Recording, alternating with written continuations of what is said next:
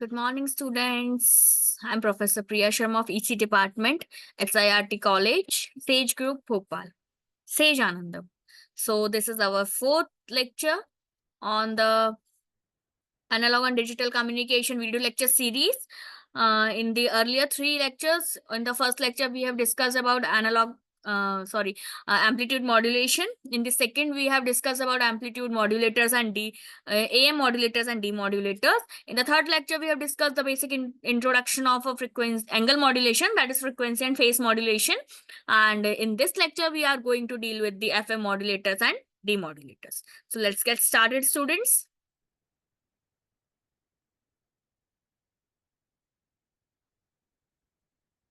Okay. So these are the basic two methods of FM modulation. The first is the direct method and the second is the indirect method. In the first method, direct method, we have reactance modulators and vector diode modulators. And the second, it is indirect method, which is the Armstrong method. This Armstrong method is very important, students, from exam point of view. Coming first to the direct methods of FM generation. In direct FM generation, the instantaneous frequency of the carrier is changed directly in proportion with the message signal. For this device, a voltage controlled oscillator VCO is used. A VCO can be implemented by using a sinusoidal oscillator with a tuned circuit having a high value of Q. The frequency of this oscillator is changed by incremental variations in the reactive components involved in the tuned circuit. If L or C of the tuned circuit of an oscillator, that is VCO, is changed in accordance with the amplitude of the modulating signal, then FM can be obtained across the tuned circuit. A 2 or 3 terminal device is placed across the tuned circuit. This is very clear from this diagram, students. The reactance of the device is very proportional to modulating signal voltage, and this will vary the frequency of the oscillator to produce the frequency modulated wave. The devices used for this are FET, transistor, vector diode, or any other device, etc. So this is the basic diagram of our frequency modulation generation using the direct method. It consists of a tank circuit, a modulating signal, and is given in this. And from here, by varying this, we can receive the FM wave. Now, next is the indirect method, which is very important from exam point of view. In indirect method, what we do is that first a PM is generated, phase modulated wave is generated, and then from that we generate frequency modulated wave. That's why it is called indirect method of FM generation. So coming to this, in the direct method of generation of FM, LC oscillators are used. The crystal oscillators cannot be used. The LC oscillators are not stable enough for the communication or broadcast purposes. Okay, students. So thus the indirect methods cannot be used for the broadcast applications. The alternative method is to use the indirect method called as Armstrong method of FM generation. In this method, the FM is obtained through phase modulation. A crystal oscillator can be used and the frequency stability is very high of this method. So we can divide the working principle of this into 4 different parts or the operation. The first part is the generation of FM from PM. The second part is implementation of PM. Third is combining both the parts. And the fourth is use of frequency multipliers and amplifiers. We'll discuss one by one in detail. So this is the basic block diagram. Now we'll go in detail. I will explain all the 4 points through this diagram. So coming to the part 1, that is generation of FM from PM.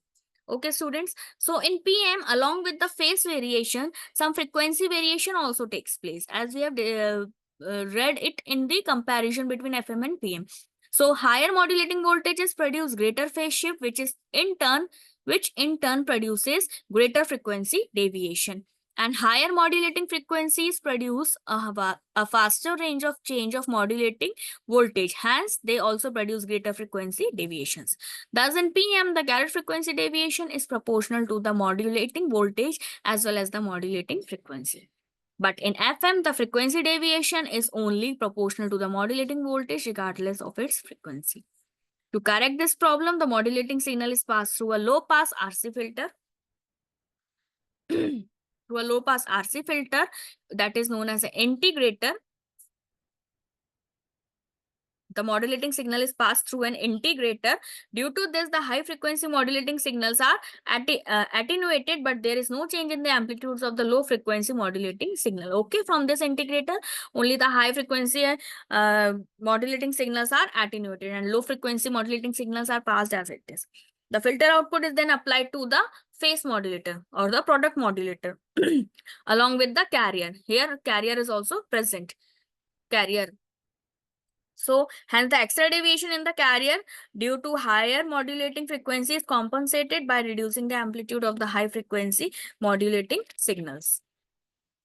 Hence, the frequency deviation at the output of the phase modulator will be effectively proportional only to the modulating voltage, and we obtain an FM wave at the output of the phase modulator. At the output of all this phase modulator, we obtain an FM. So, from integrator, the modulating signal is passed through the product modulator.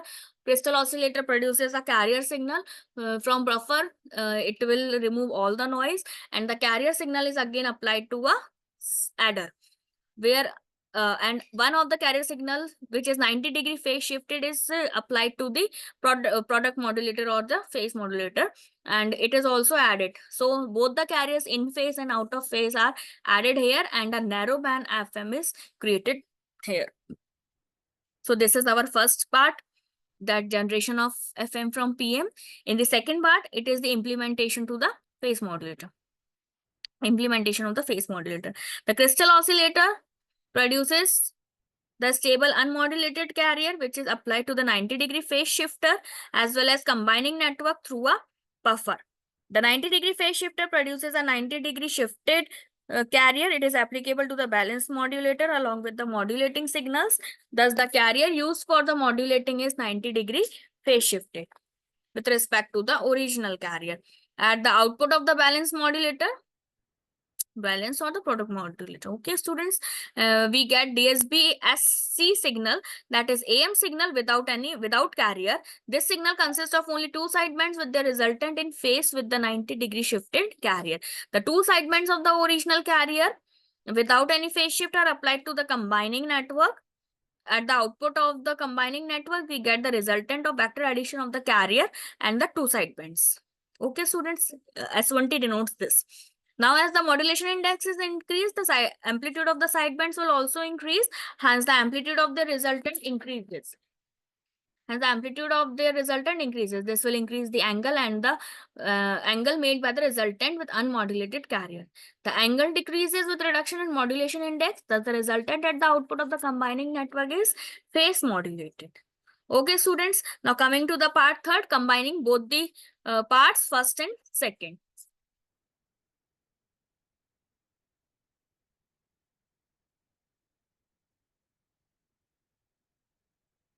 In the third, the audio equalizer is nothing but an RC in low pass filter. The modulating signal is passed through an audio equalizer circuit and applied to the phase shift modulator.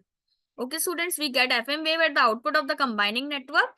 Thus, in the indirect method of FM generation, we use phase modulation to obtain the FM. And the fourth, use of frequency multipliers and mixers and amplifiers. The FM signal produced at the output of the PM has a low carrier frequency. As we have discussed earlier, the low carrier frequency is here and the low modulation index is also there. They are increased by an adequately high value with the help of frequency multipliers, that is group of multipliers, and a mixer. The power level is raised to the desired level by the amplifiers. So this is the group of amplifiers, multipliers, and mixer. Here the modulation index, frequency, and all other related parameters which are required for transmission are raised to a requisite level, and then they are transmitted. So I hope so this, by looking at this diagram, how this almost looks very complex, but after going through each and every block of this diagram, it is very easy to make and explain the operation of this. So I hope so now this is clear how Armstrong method or indirect method of FM generation takes place. So coming to the balance slope detector. Now this completes our generation method. Coming to the detection methods. First is the FM demodulators. So first we will discuss three detectors: balanced slope detector, then we have a ratio detector, and then we have a Foster Sealer detectors. Okay, students, the balance and Foster Sealer are very important for exam point of view. So balanced slope detectors basically consists of two slope detectors divided into two. Where is the circuit diagram? Okay, yes. Then I have to push it up. It is divided into two. This is first slope detector, dotted portion. The lower dotted box denotes the other slope detector. So it is divided into two. Okay, so it has three tune circuits. Primary tune circuit. This is primary tune circuit tuned to carrier frequency FC. Then the second tune circuit tuned to FC plus del F. Matlab slightly it is tuned to the frequency slightly higher than the carrier frequency. Then the lower circuit, lower slope detector, which is tuned to FC minus del F. That is slightly less than the carrier frequency. R1C1 and R2C2 are the filters used to bypass the RF ripple.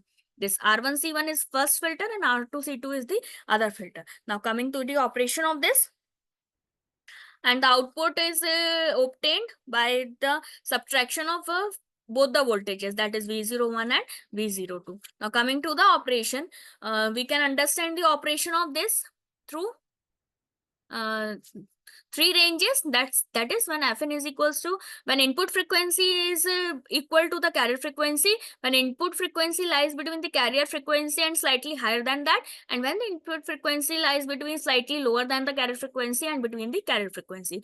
So through this diagram I'm going to explain you the operation of this. So for coming to the first, when input frequency is equal to the carrier frequency. Okay. So when the input frequency is instantaneously equal to the carrier frequency, the induced voltage in T1. When input frequency equal to carrier frequency, we are going to induce the voltage over the T1 slope detector, upper dotted rectangle.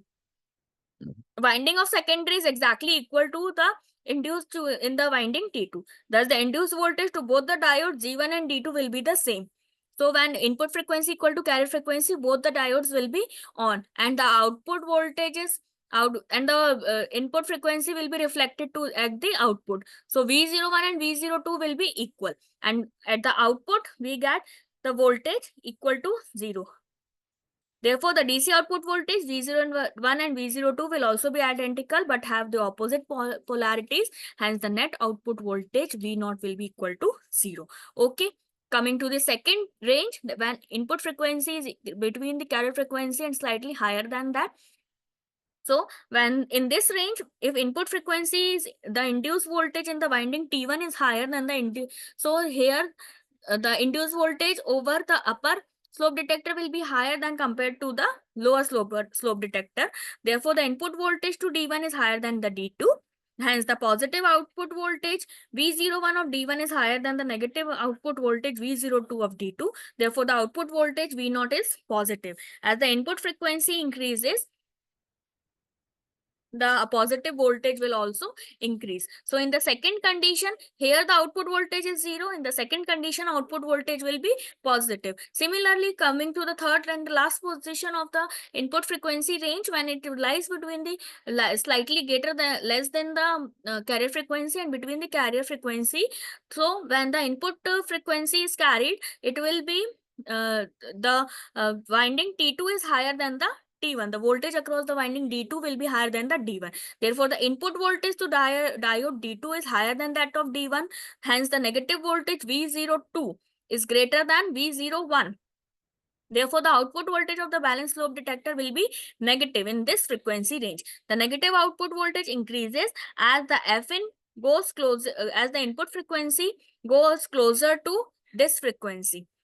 If the output frequency gets outside the range of this and this, the output voltage will fall due to the reduction in the tuned circuit responses. Okay, students. So in this range, the output voltage will be 0. In this range, the output voltage will be positive. And when the input frequency lies in this range, the output voltage would be negative. So the advantages of using balanced slope detectors are this circuit is more efficient than simple slope detectors. It has better linearity, and the disadvantages are the linearity is not very good enough as compared to other detectors of the FM. This circuit is difficult to tune since the three tune circuits. It is very difficult to tune the circuits at three different frequencies.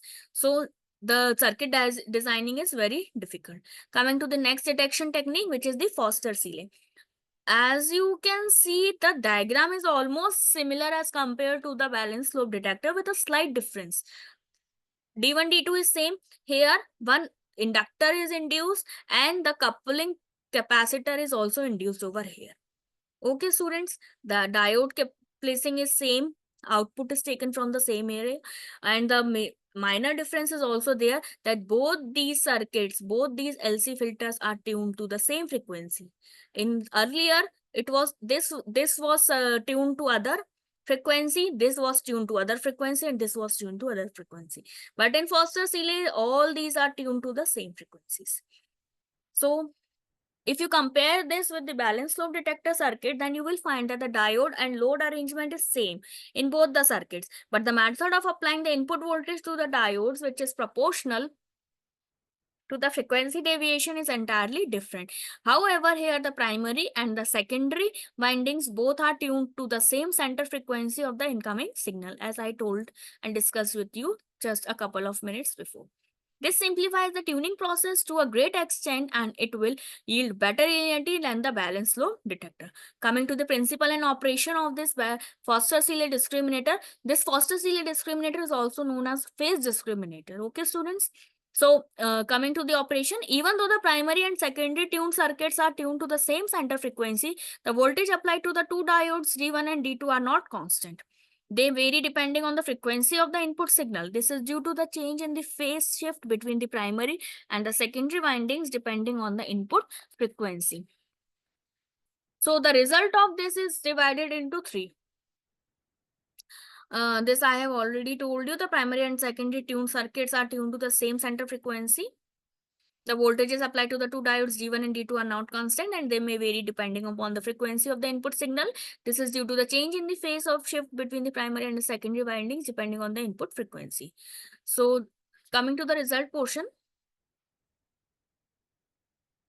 Yes, the result of this circuit is divided into three.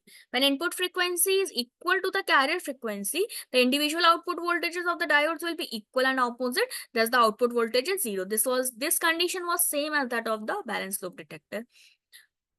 These are different. When earlier in balanced slope detector the input frequency lies between the carrier frequency and slightly greater than that, but here only carrier frequency is present. When input frequency is greater than carrier frequency, the voltage is positive, and when it is less, the voltage is negative. I won't go through all these again. We have discussed in a very detailed way in the balanced slope detector. It is same, only the frequencies are changed. So coming to the advantages and disadvantages of the Foster-Seeley, it is more easy to tune than the balanced slope detector because the tuning is required only at one frequency level, that is carrier frequency, and linearity is obviously will be better than that. Disadvantages, as it does not provide any amplitude limiting. So in the presence of noise or any other spurious amplitude variations, the demodulator output responds to them and produces an error. This has been overcome in the other detector we will discuss, that is ratio detector. The disadvantage of Foster-Seeley has been overcome in ratio detector. It is another frequency modulator circuit.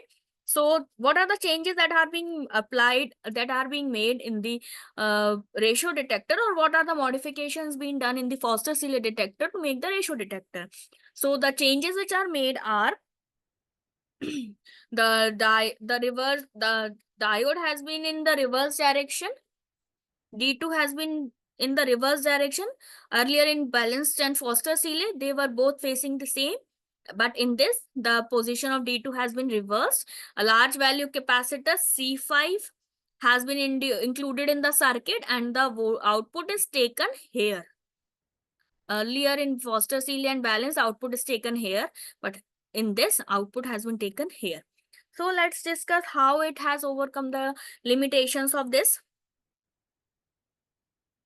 The ratio detector output voltage is equal to half the difference between the output voltages from the individual diode. Hence, similar to the phase discriminator or the Foster-Seeley discriminator, the output voltage is proportional to the difference between the individual output voltages. Due to this reason, the operation of the ratio detector is identical to the phase discriminator. The additional feature of the ratio detector is the amplitude limiting action, which is incorporated due to the large capacitor C5. Due to this, amplitude limiter is not required into the prior ratio detector. So coming to the advantages, it is easy to align, very good linearity due to linear phase relationship between primary and secondary. Amplitude limiting is provided inherently, so additional limiter is not required. So this is how, by changing certain things, certain modifications in the Foster-Seeley circuit, the ratio detector has been made and the disadvantages of Foster-Seeley has been overcome in this. So that's all with this lecture. I hope so that FM modulators and demodulators are clear. If you have any doubt, please comment in the comment box. I think rest of the things are very clear. I was very clear. Okay, students, all the best. Thank you. Say Janand.